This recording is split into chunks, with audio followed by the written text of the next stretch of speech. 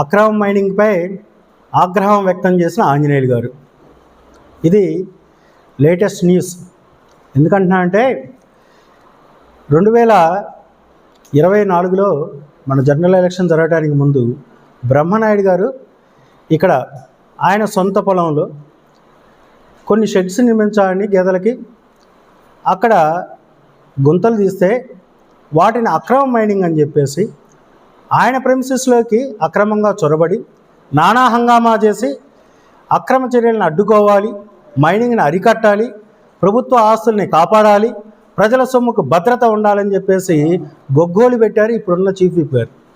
ఈ రోజున అదే ప్రాంతంలో అదే వెంకుపాలెం గ్రామంలో పట్టపగలు గత 15 రోజులుగా యథేచ్ఛగా ఆయన అనునయుల అండదండలతో కానీ ఆయన అనునయులే కానీ అక్రమ మైనింగ్ చేస్తూ ఉంటే అసలు పట్టనట్టు ఉండి నిన్న ఆ గ్రామ ప్రజలు, వెంకుపాలెం గ్రామ ప్రజలందరూ కూడా పెద్ద ఎత్తున ఎదురు తిరిగి వాళ్ళు అక్కడ మైనింగ్ను ఆపటానికి పూనుకుంటే అక్కడ బండ్లను ఆపేస్తే వాటిని రాత్రికి రాత్రే వాస్తవంగా స్టేషన్లు అప్పచెప్తారు అందరూ.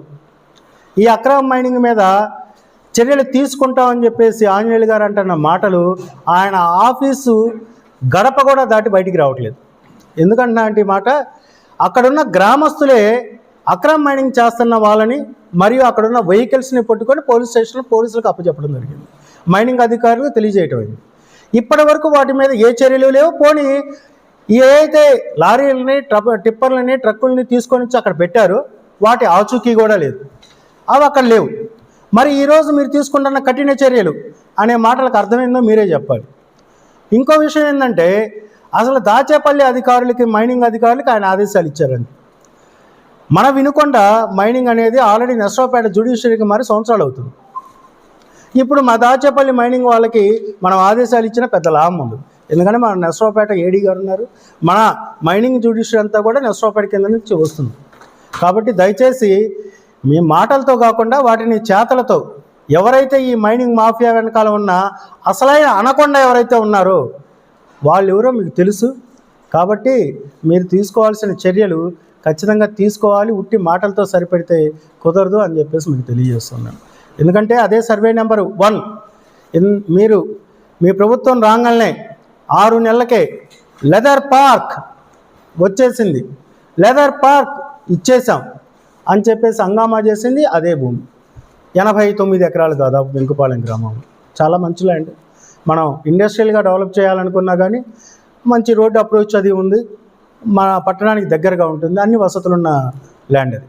అలాంటి ల్యాండ్ని కాపాడాల్సింది పోయి సరే లెదర్ పార్క్ ఎలాగూ ఎటో పంపించారు, దాన్ని పేపర్కే పరిమితం చేశారు.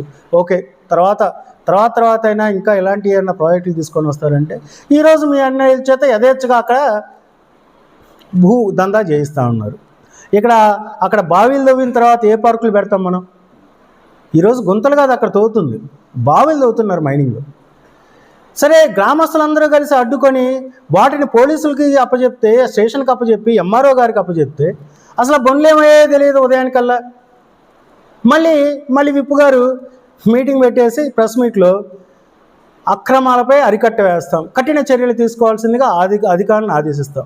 అసలు కఠిన చర్యలు తీసుకొని ఆ గ్రామస్తులు అప్పచెప్పిన బొండ్లేమయ్యే తెలియజేయండి.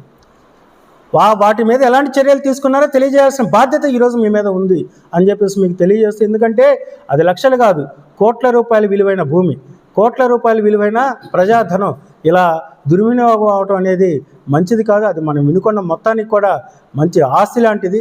కాబట్టి దాన్ని కాపాడాల్సిన బాధ్యత అందరికంటే మీ మీదే ఎక్కువగా ఉందని చెప్పేసి విప్పు గారికి తెలియజేస్తూ ఉన్నాం.